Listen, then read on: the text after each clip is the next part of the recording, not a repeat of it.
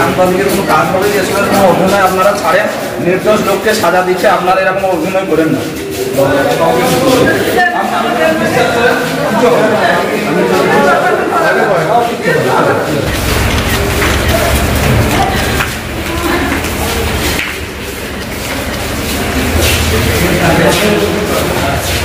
আপনার স্বাস্থ্যের সুস্থতা আমাদের দায়িত্ব, তাই সঠিক উন্নত প্রযুক্তি দ্বারা নির্ভুল ডায়াগনোসিস করতে সেই সঙ্গে বিভিন্ন বিভাগের স্পেশালিস্ট চিকিৎসকের পরামর্শের জন্য আসুন হিমোস্ক্যান ডায়াগনস্টিক অ্যান্ড পলিক্লিনিকে। আমাদের ঠিকানা 34 নম্বর জাতীয় সড়কের পাশে, বেলডাঙ্গা পুরনো হসপিটালের দক্ষিণ দিকে। আমাদের সাংবাদিকের কোনো কাজ হবে যে সময় কোনো অভিনয় আপনারা ছাড়েন, নির্দোষ লোককে সাজা দিচ্ছে, আপনারা এরকম অভিনয় করেন না।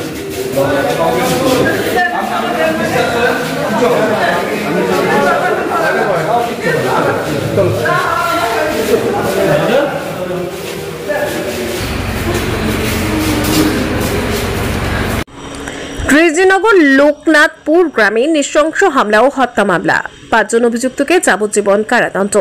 গত 31/5/2021 তারিখে রেজিনগর থানা মামলা নাম্বার 111/21 সাথে সম্পর্কিত।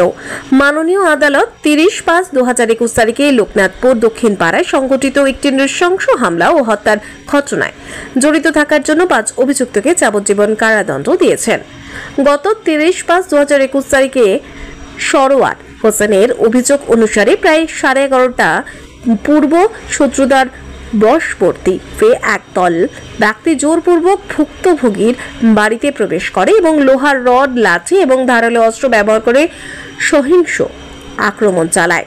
অভিযোগকারীর বড় ভাই আইনউদ্দিন শেখ বেলডাঙ্গা হাসপাতালে আহত অবস্থায় মারা যান এবং পরিবারের আরও 5 জন সদস্য গুরুতর আহত হন এবং বহরমপুর মেডিকেল কলেজ ও হাসপাতালে ভর্তি হন।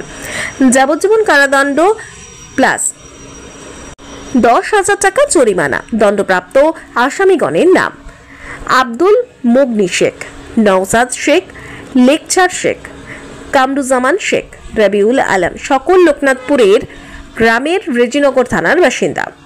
মামলা তদন্তকারী কর্মকর্তা ছিলেন এসআই সোমনাথ সিংহ, বর্তমানে হাওড়া ডিভিতে কর্মরত তিনি।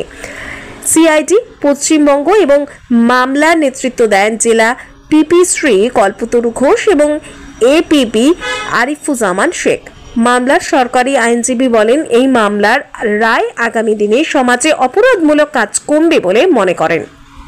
যে কেসটাতে রেজিনগর থানার 111/25 কেসে 5 জন আসামিকে অনারেবল কোর্ট লাইভ কনভিকশন দিয়েছে, তাতে উনি পুরো কেসটা মনিটরিং করেছেন। আমাদের এপিপি সাহেবও আছেন, উনি সাথে ছিলেন, তো তার জন্য আজকে ওনাকে ফেলিসিটেট করা হচ্ছে আমাদের এসপি সাহেবের পক্ষ থেকে।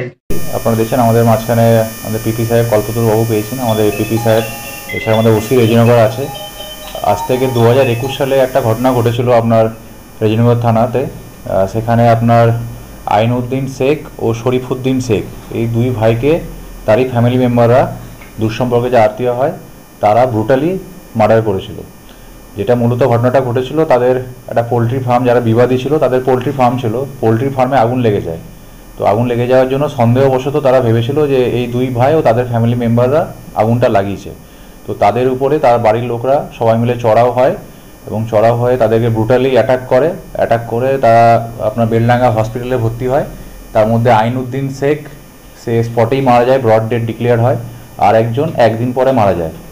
তো তারপরে আমাদের রেজিনগর থানায় একটা কেস স্টার্ট হয়। তার আরেক ভাই সারোয়ার হোসেন, তার কমপ্লেনের উপর বেস করে একটি কেস স্টার্ট হয় এবং সেটা আপনার 2023 সালে তার চার্জ ফ্রেম হয়। চার্জ ফ্রেম হওয়ার পর থেকে 2 বছর ধরে ট্রায়াল চলে। ট্রায়ালে 33 জন সাক্ষী যারা ছিল, তাদের সাক্ষী আমাদের পিপি সাহেবরা যারা ছিল তারা ঠিকঠাক তারা সাক্ষী করানো হয় এবং আমাদের যে হোল্ডিং আইও ছিল সেও পুরোটা মনিটরিং করে এবং তার করার পর কালকে অনারেবল কোর্ট তাদেরকে কনভিক্টেড ডিক্লেয়ার করে এবং তাদের মধ্যে 5 জনকে লাইভ কনভিকশন দেওয়া হয়েছে। তাদের টোটাল 10 জন আসামি ছিল, 5 জন অ্যাবসকন্ডার আছে আর বাকি 5 জনের এগেনস্টে লাইফার হয়েছে। যে ব্যক্তিগুলো কনভিক্টেড হয়েছে তাদের নাম হচ্ছে আব্দুল মগনি, বাবার নাম ইংরাজ শেখ, নওশাদ শেখ, লেকচার শেখ, কামারুজ্জামান শেখ ও রবিউল আলম। তো এদেরকে আমাদের ভারতীয় দণ্ডবিধি, এটা আইপিসি, তার বিভিন্ন ধারায় তাদেরকে দোষী সাব্যস্ত করা হয়। তার মধ্যে আপনার 448 নম্বর ধারা, 326 ধারা, 307 ধারা ও 302 ধারা, তার মধ্যে লাইফ কনভিকশন, যাবজ্জীবন কারাদণ্ড অনারেবল কোর্ট সেটা তাদেরকে পানিশমেন্ট দেওয়া হয়েছে। এবং আমরা তাই জন্য আজকে প্রেস মিটটা করছি এবং আমাদের যারা পিপি সাহেব আছেন তাদেরকেও আমরা ফেলিসিটেট করব। যে 5 জন পলাতক তাদের বিরুদ্ধে কি আইনত তাদের বিরুদ্ধে যেটা আছে, যেটা আমাদের অ্যাজ পার প্রভিশন আমরা অ্যাবসকন্ডার ডিক্লেয়ার করানো আছে এবং পরবর্তী ক্ষেত্রে তাদেরকে আমরা পেলে আবার যেটা আইনত যেটা কোর্টের ইয়েতে তুলে দেওয়া হবে, তারপর তাদের এগেনস্টে আবার ফিউচার ট্রায়াল শুরু হবে। পাবলিক প্রসিকিউটর মুর্শিদাবাদ হিসাবে প্রথমে আমি আমাদের মুর্শিদাবাদ জেলার পুলিশ অ্যাডমিনিস্ট্রেশনকে আজকে ধন্যবাদ জানাবো এই কারণে, এবং বেশি থ্যাঙ্কস জানাবো আমাদের যিনি এখন বর্তমান সুপারিনটেন্ডেন্ট অফ পুলিশ মুর্শিদাবাদ। কারণ আমাদের মুর্শিদাবাদ জেলার যে ক্রাইম প্রবণতা এবং প্রচুর ক্রাইম, হিনিয়াস ক্রাইম ঘটে থাকে, সেখানে ট্রায়াল মনিটরিংয়ের ক্ষেত্রে ওনার একটা বিশেষ নজরদারি চলছে এবং এটা আমাদের ট্রায়াল মনিটরিং কেসের মধ্যেই পড়েছিল। এবং আমি এবং আমার আরেকজন কলিগ আরিফুজ্জামান সাহেব এই মামলাটা কন্ট্যাক্ট করেছিলাম এবং এই মামলাটা 2021 সালের একটা ঘটনা। 2023 সালে আমরা এই মামলায় চার্জ ফ্রেম করেছিলাম। ঘটনাটির মোট আসামি ছিল 10 জন, 5 জন এখনও পলাতক এবং যে 5 জনকে আমরা প্রথম দিন থেকে কোনো রকম জামিনের সুযোগ হতে দিইনি এবং ওনারা কোনো দিন জামিনও পায়নি এবং আমরা কাস্টডি থেকে এই বিচারটা চালিয়ে গেছি এবং এই বিচারে আমরা মোট 23 থেকে 24 জন সাক্ষীকে এক্সামিন করেছি এবং প্রত্যেকের সাক্ষী সবুত শেষে মাননীয় আদালত থার্ড ফার্স্ট ট্র্যাক কোর্ট করিম রেজা সাহেব আজকে আদালতে প্রত্যেকের যাবজ্জীবন কারাদণ্ড দিয়েছেন এবং 302, 307, 326, 448, 34 মানে প্রত্যেকটাতেই 10 মানে লাইফ ইমপ্রিজনমেন্ট সাজা ঘোষণা করেছেন। আমরা এই সাজাতে প্রচণ্ড খুশি হয়েছি এবং আরও এনথু বা এনার্জি পাই এই জন্যই যে পুলিশ অ্যাডমিনিস্ট্রেশন থেকে আজকে এসডিও সাহেব পাশে বসে আছেন, আমাদের রেজিনগর থানার অফিসার ইনচার্জ আছেন এবং আমাদের এসপি সাহেবের বেশ এতে আমরা আজকে বেশ আমাদের প্রসিকিউশন মুর্শিদাবাদ জেলায় যে ট্রায়াল মনিটরিং কেসগুলো এইরকম হিনিয়াস এবং গ্রেভিয়াস নেচারের যে মার্ডার, ব্রুটাল মার্ডারের কেসের ক্ষেত্রে আমাদের যে ট্রায়াল মনিটরিং কেসগুলো দিয়েছেন সেই কেসগুলোর উপর বিশেষ নজরদারি চলছে। ভবিষ্যতে আমরা সমস্ত কেসগুলোতেই আমরা বেশিরভাগ কেসেই সফলতা পাবো বলে আশা করছি। টোটাল কতদিন চলার পরে এই কেস নিষ্পত্তি হবে? 2023 সালে চার্জ ফ্রেম হয়েছে, আজকে 2025 সালে আমরা মোটামুটি প্রায় 2 বছরের মধ্যেই সাজা ঘোষণা করলো মাননীয় আদালত।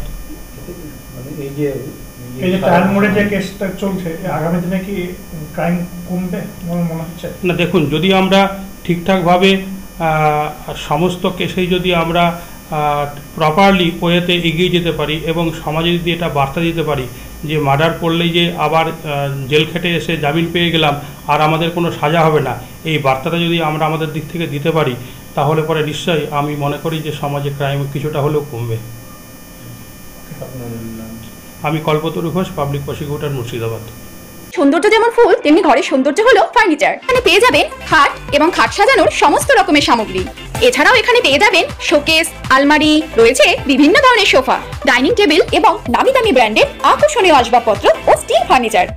মাস মাইনে থেকে টাকা বাঁচিয়ে একসঙ্গে এতগুলো টাকা খরচ করে কিভাবে ফার্নিচার কিনবেন সেটা নিয়ে ভাবছেন তো? কোনো সমস্যা নেই। শুভ বেডিং অ্যান্ড স্টিল ফার্নিচারের বিশেষ সুবিধা হলো এখানে সমস্ত প্রোডাক্টের ওপর ইএমআই এর ব্যবস্থাও রয়েছে। তো আর দেরি কিসের? আজই যোগাযোগ করুন শুভ বেডিং অ্যান্ড স্টিল ফার্নিচারে। আমাদের ঠিকানা ফুলবাস্তলা মোড়, আমতলা রোড, বেলডাঙ্গা, মুর্শিদাবাদ।